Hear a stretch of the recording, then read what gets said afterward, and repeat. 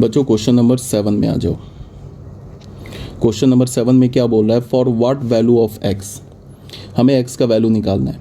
ठीक है, यहाँ पे जो एक्स है ना, इसका वैल्यू निकालना है सच दैट दिस, ये हमारे पास एक मैट्रिक्स का इक्वेशन दे रखा है और बोल रहा है कि अगर ये मैट्रिक्स का इक्वेशन है तो एक्स का वैल्यू निकालो।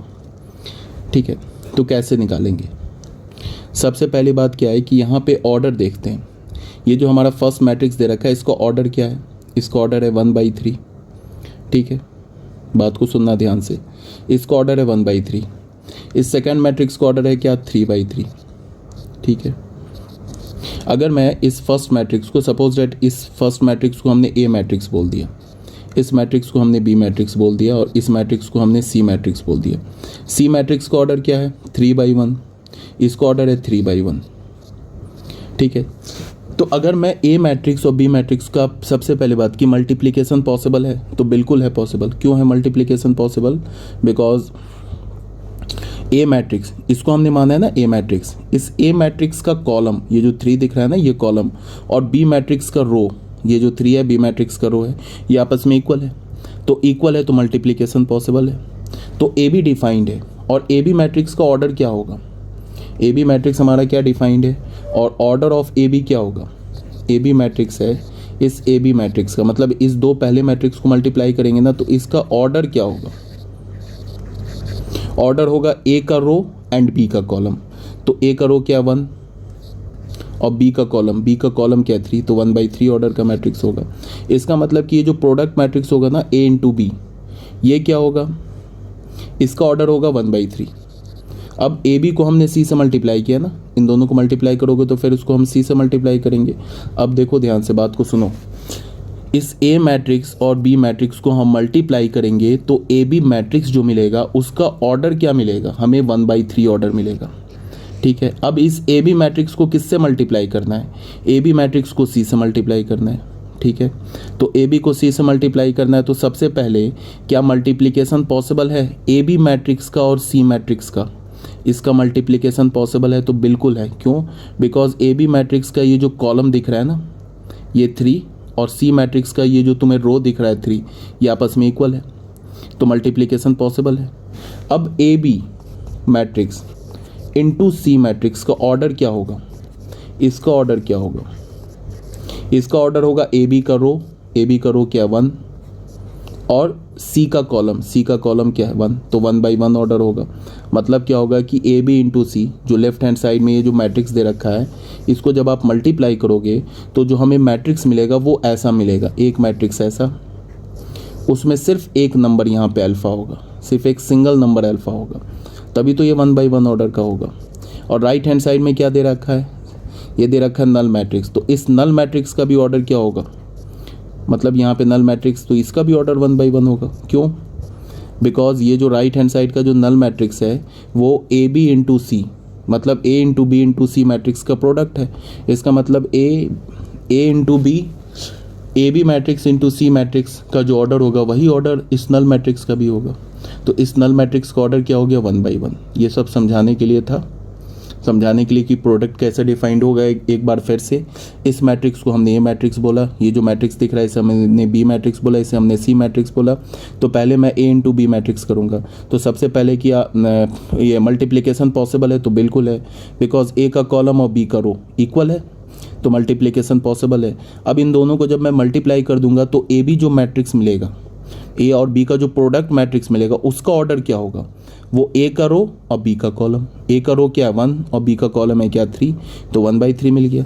अब हम लोग ए बी को मल्टीप्लाई करेंगे तभी तो सी को मल्टीप्लाई करेंगे, ए बी के प्रोडक्ट में ही सी मल्टीप्लाई करेंगे ना। तो ए बी का ऑर्डर मिल गया हमें 1/3, सी का ऑर्डर क्या है 3। तो ए बी मैट्रिक्स का प्रोडक्ट क्या इस सी मैट्रिक्स के साथ पॉसिबल है? तो बिल्कुल है, बिकॉज ए बी मैट्रिक्स का रो 3 है और सी मैट्रिक्स का कॉलम 3 है और सी मैट्रिक्स का रो 3 है, तो A B into C possible है। अब ए बी इंटू सी, इसका ऑर्डर क्या होगा? वो होगा ए बी मैट्रिक्स का रो जो कि 1 के इक्वल है, देख लो, और सी मैट्रिक्स का कॉलम जो कि 1 के इक्वल है, तो ये 1/1 मिल जाएगा। इसका ये कहने का मतलब है कि जब इन तीनों मैट्रिक्स को तुम मल्टीप्लाई करोगे ना, जो लेफ्ट हैंड साइड में तीनों मैट्रिसेस हैं, इनको मल्टीप्लाई करोगे तो जो हमें मैट्रिक्स मिलेगा उसका ऑर्डर क्या होगा? 1/1। ऑर्डर होगा। मतलब कि ऐसे करके सिर्फ एक एलिमेंट होगा, तो इसका मतलब ये राइट हैंड साइड में एक नल मैट्रिक्स दे रखा है और लेफ्ट हैंड साइड का मैट्रिक्स इस नल मैट्रिक्स के इक्वल है। इसका मतलब इस नल मैट्रिक्स का भी ऑर्डर क्या होगा, 1 by 1। ये सब तो कहने वाली बात हो गई, समझाने वाली बात ये ऑलरेडी आपको पता होगा। अब हम लोग क्या करते हैं, इसको मल्टीप्लिकेशन स्टार्ट करते हैं। पहला मैट्रिक्स क्या दे रखा है, 1 to 1 इंटू, इसको हम लोग फर्स्ट मैट्रिक्स क्या दे रखा है, 1 to 1। देखो ध्यान से, पहला मैट्रिक्स दे रखा है, सॉरी,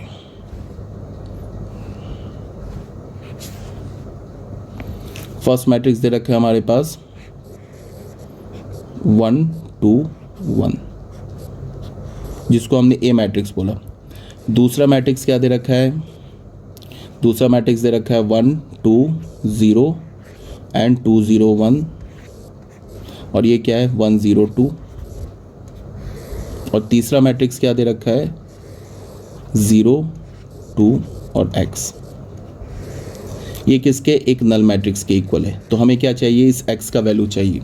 तो हम लोग क्या करेंगे, ये गिवन है, ये हमारा क्या है, एक मैट्रिक्स इक्वेशन है और जो गिवन है क्वेश्चन में, ठीक है। इसी को हमने ए मैट्रिक्स बोला है, इसी को हमने बी मैट्रिक्स बोला है, इसको हमने सी मैट्रिक्स बोला है।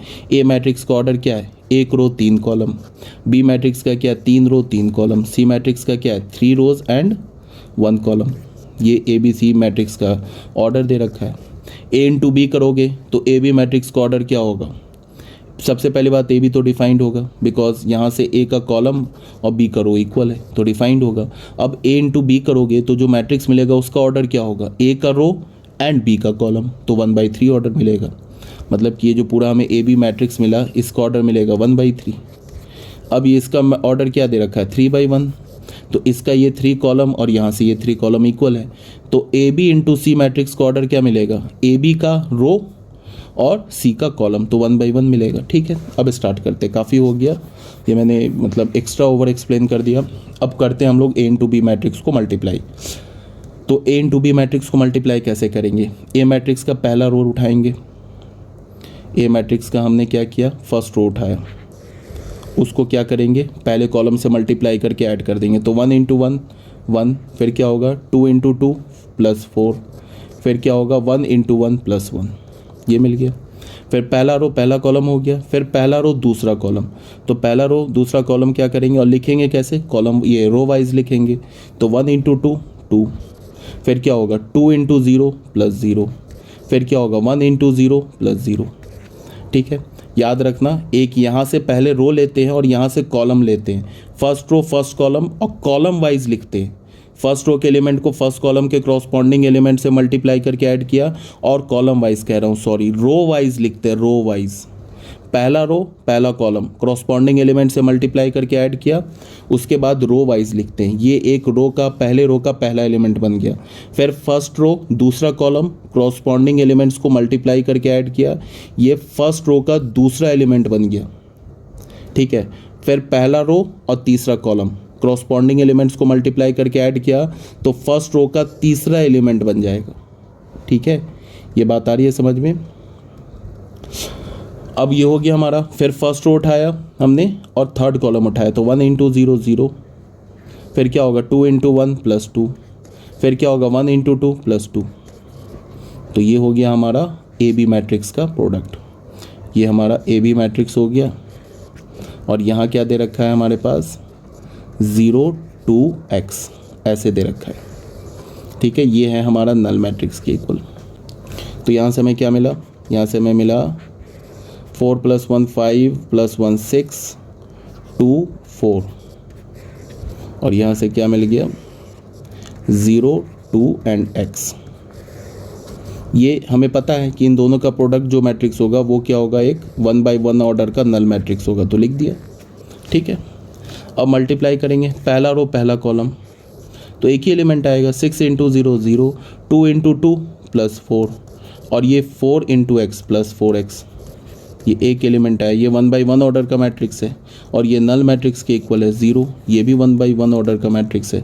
तो यहाँ से हमें क्या मिला कि ये दोनों मैट्रिक्स, अगर इसको ऐसे लिख लो 4 + 4x, ये किसके इक्वल हो गया, एक ये भी 1/1 ऑर्डर का है, ये भी 1/1 ऑर्डर का है। तो यहाँ से क्या होगा, अगर ये दोनों मैट्रिसेस इक्वल हैं, इसका मतलब क्या है कि इसके क्रॉसपॉन्डिंग एलिमेंट इक्वल हैं। इसका मतलब 4 + 4x किसके इक्वल है, 0 के।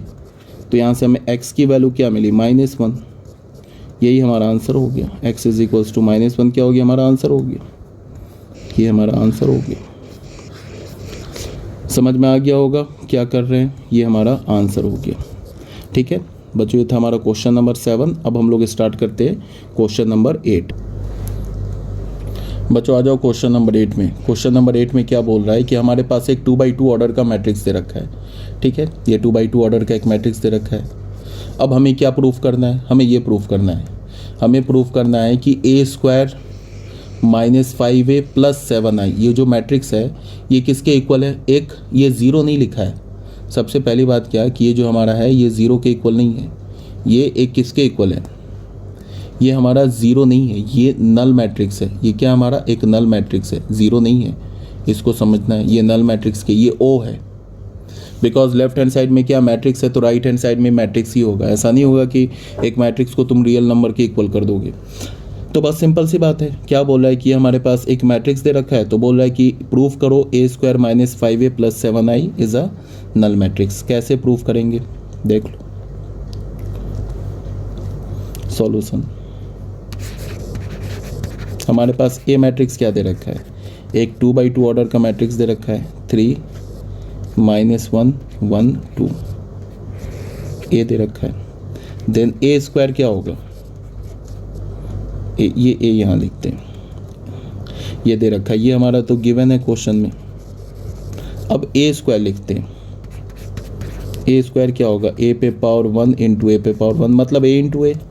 तो क्या होगा ये 3 1 - 1 2 3 1 - 1 2। इसको करो मल्टीप्लाई, तो क्या होगा first row first column, first row लिया फर्स्ट कॉलम लिया, तो 3 3 = 9 एंड 1 × -1 -1। फिर क्या होगा 3 को फर्स्ट रो फर्स्ट कॉलम, ये सेकंड कॉलम, तो 3 × 1 3, क्या होगा 1 × 2 + 2। फिर सेकंड रो फर्स्ट कॉलम -3 और 2 × -1 -2। फिर सेकंड रो सेकंड कॉलम -1 × 1 -1, फिर 2 × 2 + 4। ये हमें a² मिल गया। तो a² क्या मिला हमें, 8 5 -5 एंड 3। ठीक है, तो a² मैट्रिक्स हमें क्या मिला, a² मैट्रिक्स हमें मिल गया 8 5 -5 एंड 3। इसको हमने फर्स्ट इक्वेशन बोल लिया। ठीक है, उसके बाद क्या है -5a, तो हमने लिखा -5 और a। तो -5 और a मैट्रिक्स क्या दे रखा है, a मैट्रिक्स दे रखा है हमारे पास 3 -1 1 एंड 2। तो ये क्या हो जाएगा बताओ, ये हमारा तो एज अ स्केलर काम कर रहा है, तो ये -5 हर एक एलिमेंट से मल्टीप्लाई होगा। तो क्या हो जाएगा -15 -5 × 1 -5 और -5 × -1 5 एंड -5 × 10 -10। इसको हमने सेकंड इक्वेशन बोल दिया। अब उसके बाद क्या 7i, i की हमारा एक आइडेंटिटी मैट्रिक्स है 2/2 ऑर्डर का, तो 7i लिखेंगे क्या 1 0 0 1। तो ये क्या होगा 7 0 0 7। ये बच्चों हमारा हो गया थर्ड। अब इन तीनों को हमें करना क्या है, तीनों इक्वेशंस को ऐड करो। ऐसे लिखो फ्रॉम इक्वेशन 1 + 2 + 3। तो हमें पता है कि अगर हम इक्वेशन को ऐड करते हैं तो लेफ्ट हैंड साइड ऐड होगा अलग से और राइट हैंड साइड ऐड होगा अलग से। तो इन तीनों इक्वेशन का ये है ना लेफ्ट हैंड साइड, इसको ऐड करो तो क्या हो जाएगा a² - 5a एंड +7i, ये मिल गया।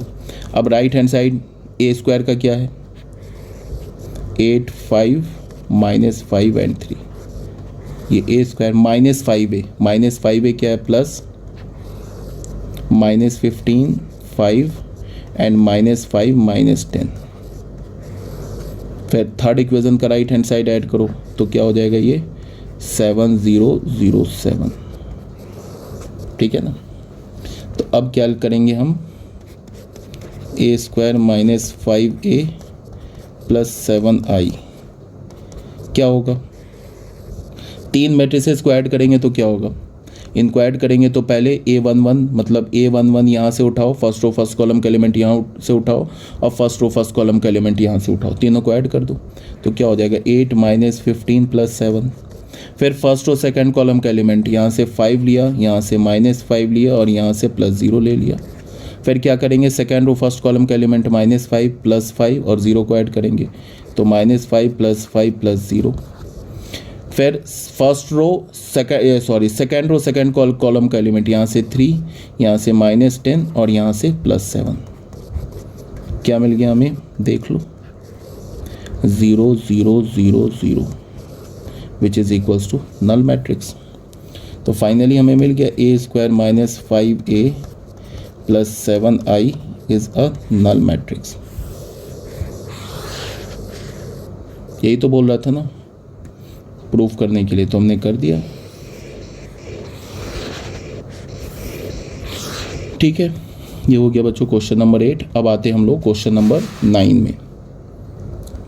बच्चों क्वेश्चन नंबर 9 में आ जाओ। ये एग्जैक्टली सेम क्वेश्चन है, इससे पहले जो हमने किया है ना, ये क्वेश्चन नंबर 7 और इसमें कोई डिफरेंस ही नहीं है। इसमें भी देखो 1/3, 3/3 एंड 3/1, यहाँ भी 1/3, 3/3, 1/3, 3/3 एंड 3/1 ऑर्डर का सेम मैट्रिक्स दे रखा है। एग्जैक्टली डिट्टो क्वेश्चन है, बस नंबर आगे पीछे कर दिया है। तो हमारा कैलकुलेशन एक्सप्लेनेशन की ज़रूरत तो है नहीं। ठीक है, बोला एक्स का वैल्यू निकालो, हमें क्या करना है, एक्स का वैल्यू निकालना है, ये मैट्रिक्स इक्वेशन को सेटिस्फाई कर देना है। सेटिस्फाई करने का मतलब इसे सॉल्व कर लेना है। ठीक है, तो पहला क्या है हमारे पास, x - 5 - 1, उसके बाद क्या है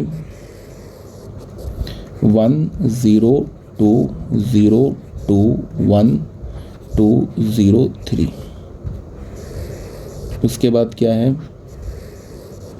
x 4 1 और ये क्या हमारे पास एक नल मैट्रिक्स है। ठीक है, मल्टीप्लिकेशन स्टार्ट कर दो। क्या होगा, पहला रो पहला कॉलम, तो क्या हो जाएगा बताओ, x × 1 x हो जाएगा, -5 × 0 0 हो जाएगा, +0, फिर -1 × 2 -2। ठीक है, फिर पहला रो दूसरा कॉलम लिखेंगे रो वाइज, तो x × 0 0, -5 × 2 क्या होगा -10 एंड -1 × 0 +0। फिर पहला रो तीसरा कॉलम, तो x × 2 क्या हो जाएगा, ये 2x। फिर क्या होगा -5 × 1 -5, फिर हमें क्या मिला -5। फिर क्या होगा -1 × 3 -3। समझ में आ गई ना बात। ये third row first row third column क्या होगा, x × 2 2x हो गया, -5 × 1 -5 -1 × 3 और यहाँ पे क्या लिखेंगे x 4 1। ये हमें क्या मिला, एक नल मैट्रिक्स के इक्वल मिला। तो यहाँ से हमें क्या मिल गया, x - 2 -10 और ये क्या मिला 2x - 8 और ये क्या हमें मिलेगा x 4 1। इसका ऑर्डर क्या हमारे पास 1/3 ऑर्डर है, इसका ऑर्डर क्या है 3/1 ऑर्डर है। तो मल्टीप्लिकेशन पॉसिबल है बिकॉज यहाँ से पहले मैट्रिक्स का कॉलम और दूसरे मैट्रिक्स का रो इक्वल है, तो मल्टीप्लिकेशन पॉसिबल है। और जब इन दोनों मैट्रिसेस को मल्टीप्लाई करोगे तो उसका ऑर्डर क्या होगा 1/1। इस मैट्रिक्स का रो उठा लो, इस मैट्रिक्स का कॉलम उठा लो, तो 1/1 होगा। तो इसका मतलब कि ये जो हमारे पास एक राइट हैंड साइड में नल मैट्रिक्स दे रखा है, इसका ऑर्डर है 1/1, तो ऐसे लिखेंगे। ठीक है, अब इसको मल्टीप्लाई करेंगे, एक रो एक कॉलम है, तो पहले क्या होगा x किससे मल्टीप्लाई होगा, x - 2 x से मल्टीप्लाई होगा, तो x × x - 2। -10 किससे मल्टीप्लाई होगा 4 से, तो -40। 1 किससे मल्टीप्लाई होगा 2x - 8 से, तो +2x - 8। ये किसके इक्वल हो गया, एक नल मैट्रिक्स के इक्वल हो गया। ये भी 1/1 ऑर्डर है, ये भी 1/1 ऑर्डर है। ये एक एलिमेंट लिखा हुआ है, यहाँ भी एक एलिमेंट लिखा हुआ है, दोनों को इक्वेट कर दो तो क्या हो जाएगा, इसको x × x - 2 -40 + 2x - 8 is equals to 0। तो ये क्या हो गया x² - 2x, यहाँ से +2x और यहाँ से क्या हो जाएगा -48 इज इक्वल्स टू 0, ये कैंसिल हो गया। तो यहाँ से हमें क्या मिला, X square is equals to 48। तो यहाँ से x is equals to plus minus root under 48। तो x का वैल्यू क्या लिख सकते हो, plus minus root under 16 into 3। तो ये प्लस माइनस 16 को बाहर निकालो स्क्वायर रूट से तो 4 हो जाएगा रूट 3। तो ये हमें क्या मिल गया, x का वैल्यू मिल गया। ठीक है ना, ठीक है बच्चों, ये आंसर हो गया। ये जो है ना हमारा, ये क्या हो गया, आंसर हो गया। ठीक है, ये x की वैल्यू मिल गई हमें। ठीक है, यहाँ तक तो कोई प्रॉब्लम नहीं है। अब आते हैं हम लोग क्वेश्चन नंबर 10 में। बच्चों आ जाओ क्वेश्चन नंबर 10 में। क्वेश्चन नंबर 10 में क्या बोल रहा है, देखो ध्यान से। बोल रहा है ए मैन्युफैक्चरर प्रोड्यूस 3 प्रोडक्ट्स XYZ। कोई मैन्युफैक्चरर है, वो 3 टाइप्स का प्रोडक्ट प्रोड्यूस कर रहा है, एक तो X, एक Y, एक Z, विच ही सेल्स इन 2 मार्केट्स। 2 मार्केट्स में बेच रहा है। सबसे पहले कोई मैन्युफैक्चरर है, वो 3 टाइप्स का प्रोडक्ट प्रोड्यूस कर रहा है। पहला प्रोडक्ट हो गया X, दूसरा प्रोडक्ट हो गया Y, तीसरा प्रोडक्ट हो गया Z, जिसको वो 2 टाइप के मतलब 2 मार्केट्स में बेच रहा है, market number 1 and market number 2। ठीक है, ये जो है फर्स्ट मार्केट में X प्रोडक्ट कितना बिका, मतलब कितना बेचा उसने, 10,000 बेचा। मतलब X प्रोडक्ट जो बेच के फर्स्ट मार्केट से जो उसे प्रॉफिट नहीं, जो सेल मिला मतलब या जो रेवेन्यू कलेक्ट हुआ वो कितना हुआ। जैसे 2 चीज़ होता है, एक होता है कि आप कितने का प्रोडक्ट बेचते हो। ठीक है, आपने मान लो कि किसी प्रोडक्ट को आपने बेचा 100 रुपये का, तो 100 रुपये का बेचा। अब आपका कॉस्ट प्राइस क्या हो सकता है, 100 रुपये से कम भी हो सकता है, या आपका कॉस्ट प्राइस क्या हो सकता है, 100 रुपये से ज़्यादा भी हो सकता है।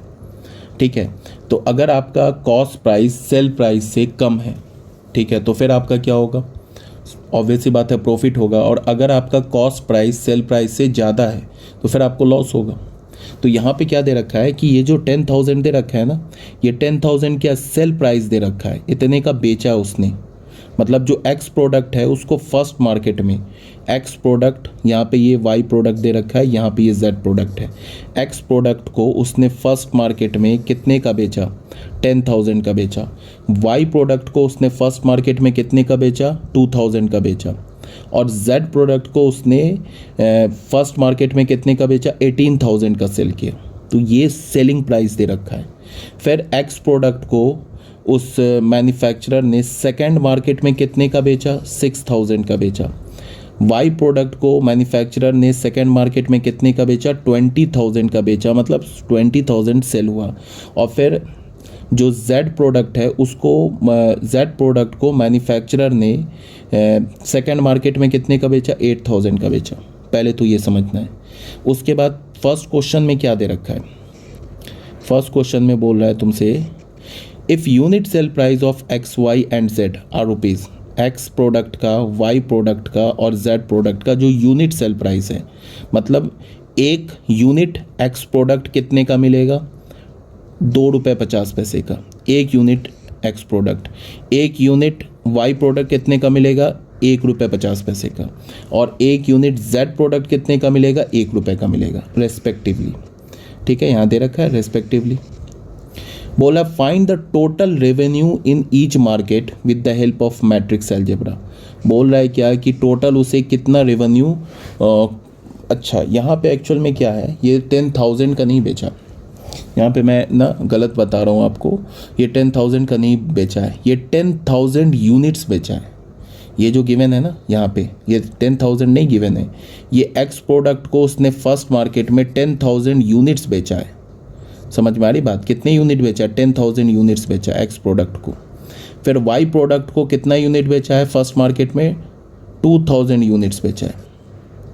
फिर Z प्रोडक्ट को कितना बेचा, 18,000 यूनिट बेचा है Z प्रोडक्ट को फर्स्ट मार्केट में। सेम लाइन पे X प्रोडक्ट को सेकंड मार्केट में कितना बेचा है उसने, 6,000 यूनिट बेचा है। फिर Y प्रोडक्ट में कितने यूनिट बेचा, 20,000 यूनिट बेचा Y प्रोडक्ट को सेकंड मार्केट में। फिर Z प्रोडक्ट को सेकंड मार्केट में कितने यूनिट बेचा है, 8,000 यूनिट बेचा है। ये यूनिट गिवन है, ये कॉस्ट प्राइस नहीं गिवन है, मतलब 10,000 मतलब सेलिंग प्राइस नहीं गिवन है, ये यूनिट गिवन है। ठीक है, तभी तो यहाँ पे एक यूनिट का प्राइस बता रहा है। यहाँ पे क्या बोला कि the sale price of X Y and Z, X जो हमारा प्रोडक्ट है उसके एक यूनिट का प्राइस क्या है, ₹2.5, वाई जो प्रोडक्ट है उसके एक यूनिट का प्राइस क्या है, 1.5, और जेड जो हमारा प्रोडक्ट है उसके एक यूनिट का प्राइस है ₹1।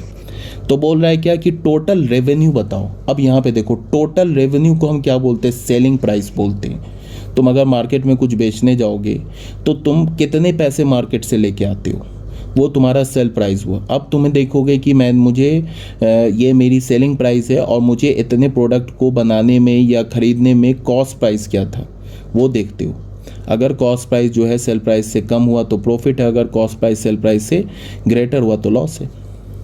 तो बोला टोटल रेवेन्यू, तो मतलब कि टोटल रेवेन्यू मतलब कि टोटल सेलिंग प्राइस बताओ in each market with the help of matrix algebra. मतलब क्या है कि एक्स प्रोडक्ट का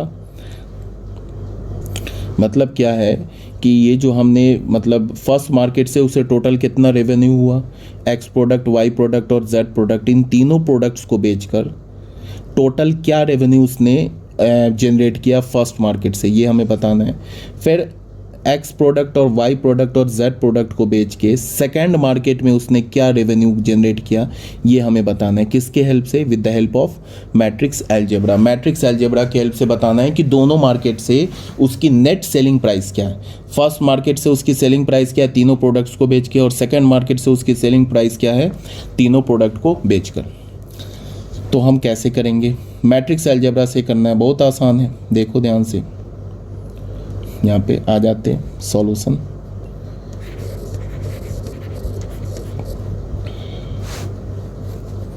ऐसे लिखते हैं इसको, मैट्रिक्स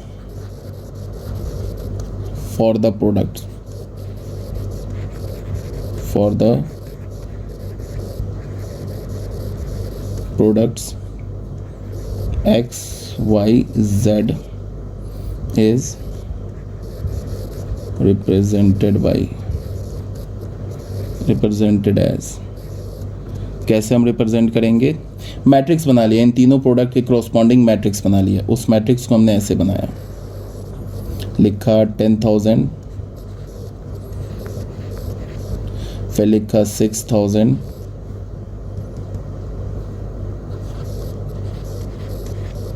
फिर लिखा 2,000, फिर लिखा 20,000, फिर लिखा 18,000, फिर लिखा 8,000। एक मैट्रिक्स बना लिया। ये क्या रिप्रेजेंट कर रहा है, ये हमें रिप्रेजेंट कर रहा है यहाँ पे ये मार्केट को, मतलब यहाँ पे नहीं, मार्केट नहीं, इसको हम ले लेते हैं कि एक्स प्रोडक्ट, ये वाई प्रोडक्ट, और ये जो है हमारा जेड प्रोडक्ट। और ये किसे रिप्रेजेंट कर रहा है, फर्स्ट मार्केट को। मतलब कि बता रहा हूँ अभी, अगर हम रो वाइज देखें तो मार्केट को रिप्रेजेंट कर रहा है, कॉलम वाइज देखें तो प्रोडक्ट को रिप्रेजेंट कर रहा है। एक हमने मैट्रिक्स बना लिया, इस मैट्रिक्स को हमने बोल दिया ए। अब ये मैट्रिक्स का ऑर्डर क्या है, 2/3, 2 रोज हैं एंड 3 कॉलम्स हैं। अब हमने क्या किया, मैट्रिक्स लिखा, एक दूसरा मैट्रिक्स बनाया, ध्यान से देखना, matrix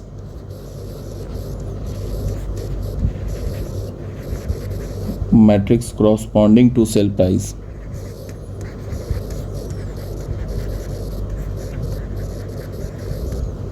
of each product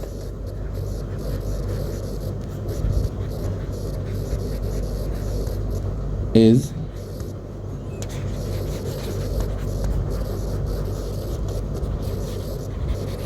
sale price के करस्पॉन्डिंग। अच्छा एक बात बताओ, ये ए मैट्रिक्स है, एक मैं दूसरा मैट्रिक्स जो बनाऊंगा उसमें कम से कम, अगर मुझे ए, एक मैट्रिक्स हमने बी बनाया और मुझे ए और बी को मल्टीप्लाई करना है, तो इस बी मैट्रिक्स में नंबर ऑफ रोज कितने होने चाहिए, नंबर ऑफ रोज कम से कम 3 हो, कम से कम नहीं 3 एग्जैक्टली होने चाहिए, तभी प्रोडक्ट पॉसिबल है।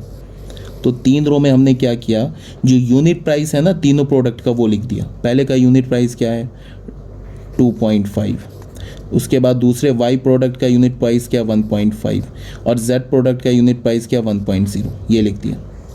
अब इसका हमें क्या मिल गया ऑर्डर 3/1। अब एक बार ना तुम a इंटू बी करके देखो, इन दोनों मैट्रिक्स को मल्टीप्लाई करके देखो। तो ये हम लोग करके आ रहे हैं, फर्स्ट पार्ट कर रहे हैं, ये पार्ट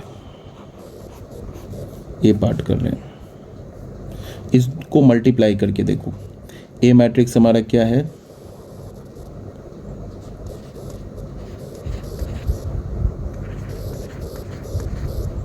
फिर 1 8 1 2 3 6 1 2 3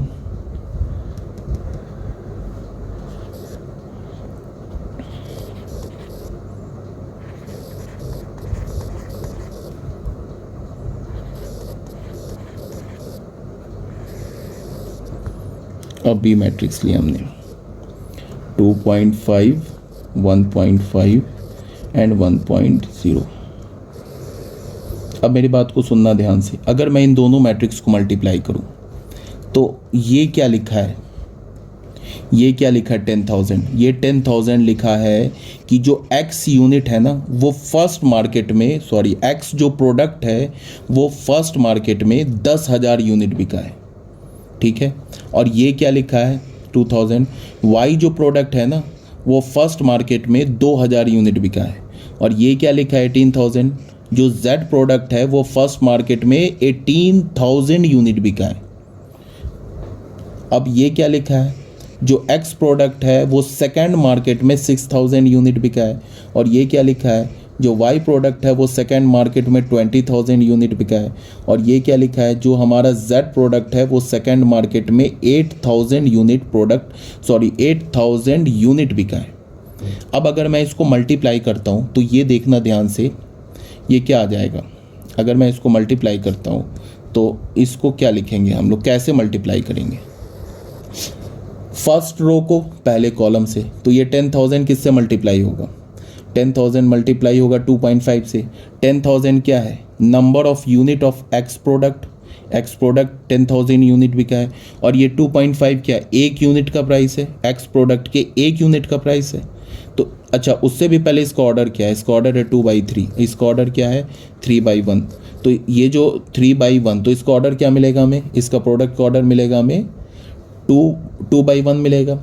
अब देखो, अगर तुमने 10,000 को 2.5 से मल्टीप्लाई किया तो जो बोल रहा हूँ उसको ध्यान से सुनना, एक्स प्रोडक्ट का टोटल रेवेन्यू मिल जाएगा या टोटल सेलिंग प्राइस मिल जाएगा फर्स्ट मार्केट में।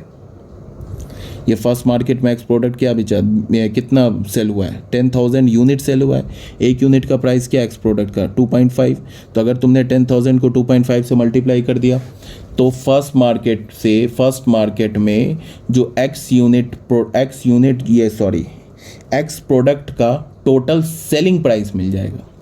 तो 10,000 को 2.5 से मल्टीप्लाई करोगे तो क्या हो जाएगा, ये हो जाएगा तुम्हें 25,000, ठीक है, प्लस किया हमने। फिर 2000 को 1.5 से मल्टीप्लाई करोगे, सबसे पहले 2000 है क्या, जो वाई प्रोडक्ट है उसका number of unit 2000 unit sale हुआ है फर्स्ट मार्केट में। तो 2000 यूनिट है किसका, वाई प्रोडक्ट का, उसको 1.5 से मल्टीप्लाई करेंगे तो हमें क्या मिल जाएगा, टोटल रेवेन्यू मिल जाएगा वाई प्रोडक्ट को बेचकर।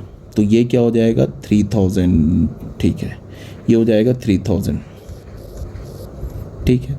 फिर प्लस 18,000 क्या है, जेड प्रोडक्ट 18,000 यूनिट बिका है किस मार्केट में, फर्स्ट मार्केट में सेल हुआ है 18,000 यूनिट। और एक यूनिट का प्राइस क्या है, 1 रुपये। तो अगर मैं 18,000 को 1 से मल्टीप्लाई कर दूं तो क्या हो जाएगा, टोटल सेलिंग प्राइस आ जाएगा किसका, जेड प्रोडक्ट का, किस मार्केट में, फर्स्ट मार्केट में।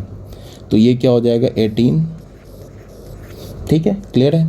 अब आ जाओ सेकेंड रो फर्स्ट कॉलम, ये 6,000 क्या है हमारा, ये 6,000 जो है वो क्या है, एक्स प्रोडक्ट का यूनिट, नंबर ऑफ यूनिट, जो नंबर ऑफ यूनिट जो सेल हुआ है ना एक्स प्रोडक्ट जो सेकंड मार्केट में सेल हुआ है वो क्या है 6,000 यूनिट सेकंड मार्केट में सेल हुआ है।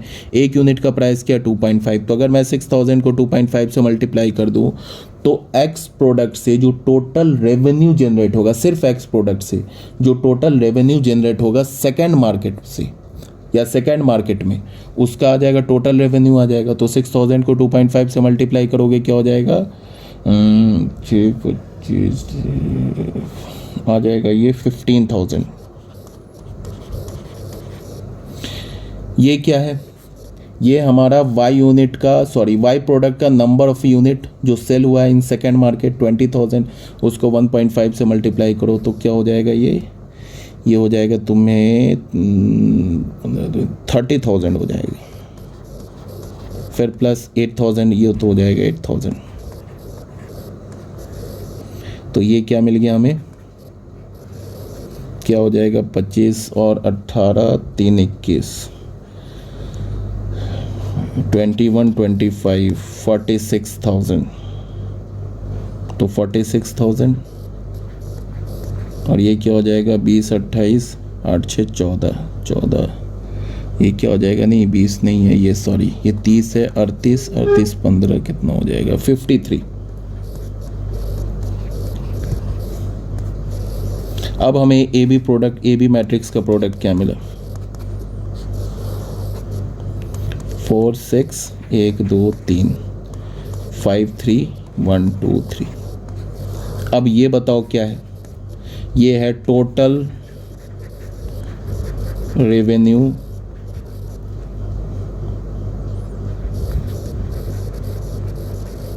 Generated by selling the three products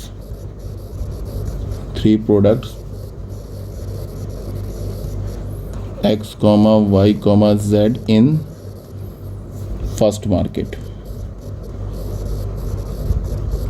first market में तीनों प्रोडक्ट्स को बेचकर जो टोटल रेवेन्यू जनरेट हुआ वो है, और ये क्या है, ये हमारा क्या वही चीज total revenue generated,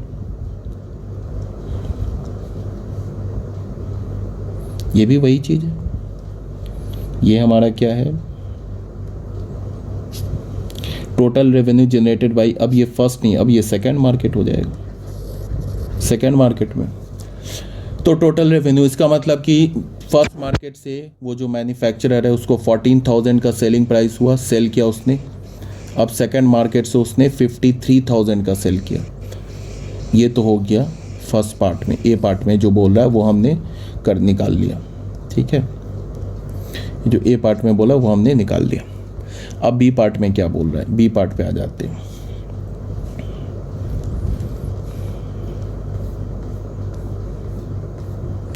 B part में बोल रहा है क्या कि if the unit cost of the three commodities are, unit cost of the three commodities are ₹2,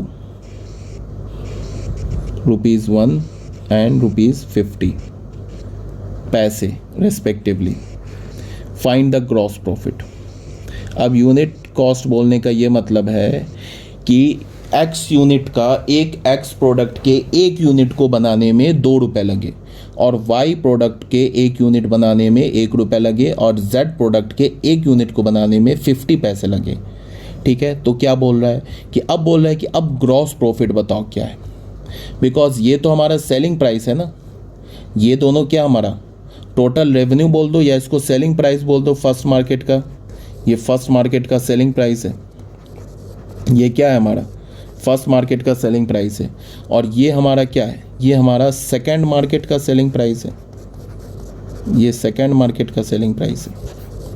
अब हम लोग कॉस्ट प्राइस निकालेंगे, तो कॉस्ट प्राइस कैसे निकालेंगे भाई, इसको हम ऐसे लिख लेते हैं। बी पार्ट में आ जाते हैं, बी पार्ट में तुम ऐसे करो, मैट्रिक्स ले लेते हैं, matrix corresponding to unit cost of the three commodities X, Y, Z is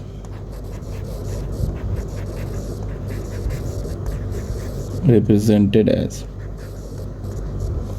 एक हमने बना लिया, एक मैट्रिक्स बना लिया। यहाँ पे हमने पहला एक्स यूनिट का कॉस्ट प्राइस क्या है ₹2, वाई यूनिट का कॉस्ट प्राइस क्या है ₹1, और जेड यूनिट का कॉस्ट प्राइस क्या है 50 पैसे, मतलब 50/100।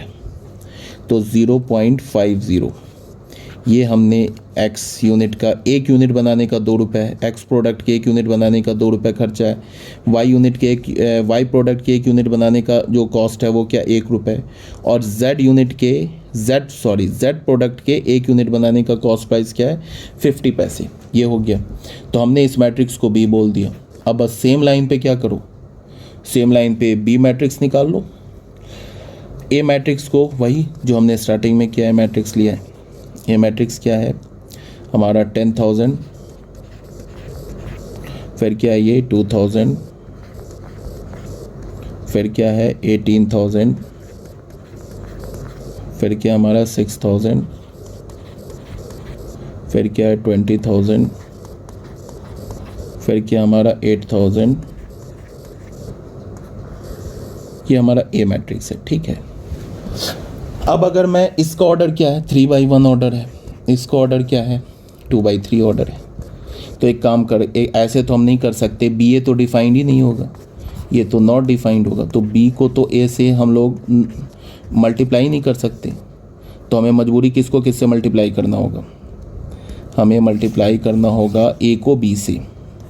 अब हम लोग ए को बी से मल्टीप्लाई करते हैं, ए मैट्रिक्स इनटू बी मैट्रिक्स, तो क्या होगा ये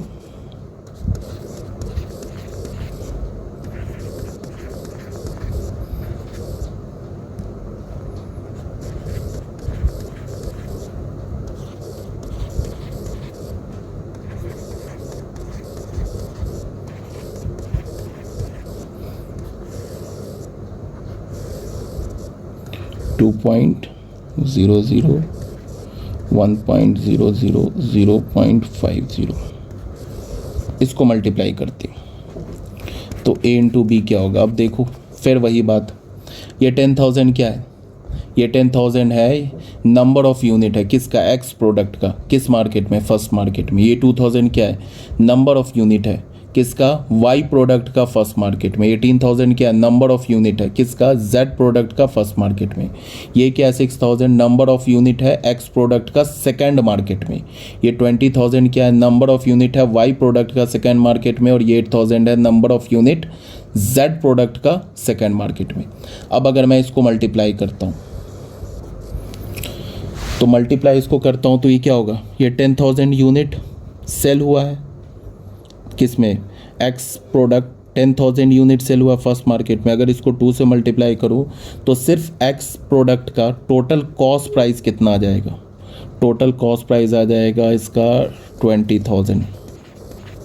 फिर वाई प्रोडक्ट का सेम लाइन पे टोटल कॉस्ट प्राइस क्या आ जाएगा 2,000। फिर जेड प्रोडक्ट का टोटल कॉस्ट प्राइस क्या आ जाएगा 9,000। फिर ये क्या होगा 6,000 को करेंगे 2 से, तो ये क्या हो जाएगा 2 1 2 3 प्लस 0 1 2 3 प्लस 4 1 2 3। अब इसको अगर हमने सम किया तो ये हो जाएगा 20 9 29 31,000। ये क्या हो जाएगा 12 20 32 और 4 36। अब ये बताओ जितने यूनिट जितना प्रोडक्ट बेचा है ना इसने मैन्युफैक्चरर ने फर्स्ट मार्केट में जो भी प्रोडक्ट बेचा उस प्रोडक्ट का टोटल कॉस्ट प्राइस उसे कितना लगा 31,000 लगा। मतलब जितने का उसने बेचा है ना, जो भी प्रोडक्ट बेचा, जितने यूनिट प्रोडक्ट बेचा है ना फर्स्ट मार्केट में, टोटल उनको मिला के एक्स प्रोडक्ट जेड प्रोडक्ट और ये एक्स प्रोडक्ट वाई प्रोडक्ट और जेड प्रोडक्ट तीनों प्रोडक्ट को मिला के उसका जो जितने यूनिट बेचा है ना, कितने यूनिट बेचा है 10,000 2,000 18,000 इतने यूनिट बेचा जो है उसको क्या मिला, कॉस्ट प्राइस क्या मिला 31,000। और सेलिंग प्राइस क्या है, सेलिंग प्राइस देख लो 46,000। तो ऑब्वियस सी बात है प्रॉफिट हो रहा है, यह है सेलिंग प्राइस है ना। अब देखो ये क्या है, ये 36,000 क्या है, उस मैन्युफैक्चरर ने एक्स प्रोडक्ट वाई प्रोडक्ट और जेड प्रोडक्ट जितने यूनिट को सेल किया है ना उसने सेकेंड मार्केट में, उन सारे यूनिट का टोटल उसको कॉस्ट प्राइस क्या मिला है, उसको टोटल कॉस्ट प्राइस हुआ है 36,000। और सेलिंग प्राइस क्या हुआ है, सेलिंग प्राइस हुआ है 53,000। तो इसका मतलब क्या हो रहा है, उससे ये हो रहा है, आपको मैं क्या बोलता हूँ, टोटल प्रॉफिट हो रहा है, उसका ग्रॉस प्रॉफिट क्या होगा। तो यहाँ पे हम लोग ऐसे लिख लेते हैं, टोटल कॉस्ट प्राइस क्या होगा, टोटल कॉस्ट प्राइस क्या होगा, टोटल उसको कितना खर्चा हुआ उस तीनों प्रोडक्ट्स को बनाने में। एक तो 31,000 का, दूसरा क्या हुआ 36,000 का, इतना हुआ। तो ये क्या हो जाएगा, 6 7 और 3 3 6 67,000 रुपीज़ लिख लेते हैं, रुपीज़ 67,000। इतना तो उसे टोटल एक्स फर्स्ट मार्केट और सेकंड मार्केट में जितने भी प्रोडक्ट उसने बेचे हैं उन सारे प्रोडक्ट को मैन्युफैक्चर करने में कॉस्ट प्राइस क्या उसका, बनाने में क्या है 67,000। और सेलिंग प्राइस क्या है उसका, सेलिंग प्राइस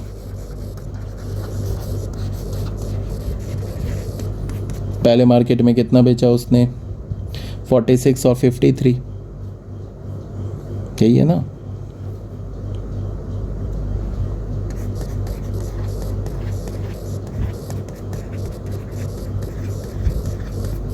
छः 3 9 5 9 99,000 का उसने सेल किया है दोनों मार्केट में, ठीक है। 99,000 का उसने सेल किया दोनों मार्केट में, और दोनों मार्केट में उसने जो भी जितने भी प्रोडक्ट बेचे उन सारे प्रोडक्ट का कॉस्ट प्राइस क्या है उसका 67,000। तो उसको प्रॉफिट क्या हो जाएगा, ग्रॉस प्रॉफिट, ग्रॉस प्रॉफिट हो जाएगा उसको क्या होगा, रेवेन्यू या सेलिंग प्राइस बोल लो या रेवेन्यू बोल लो माइनस कॉस्ट प्राइस। रेवेन्यू कितना है 99,000, कॉस्ट प्राइस कितना है 67, तो क्या हो गया रुपीज़ 32,000 का। मतलब उसे नेट जो प्रॉफिट हुआ दोनों मार्केट में अपने प्रोडक्ट को सेल करके, फर्स्ट मार्केट में भी और सेकंड मार्केट में भी अपने प्रोडक्ट को सेल करके जो नेट प्रॉफिट हो रहा है वो 32,000 का हो रहा है, ठीक है। तो ये हमारा आंसर हो गया, ठीक है बच्चों। ये हो गया हमारा क्वेश्चन नंबर 10। नेक्स्ट वीडियो में हम लोग क्वेश्चन नंबर 11 से स्टार्ट करेंगे, ठीक है फिर, ओके।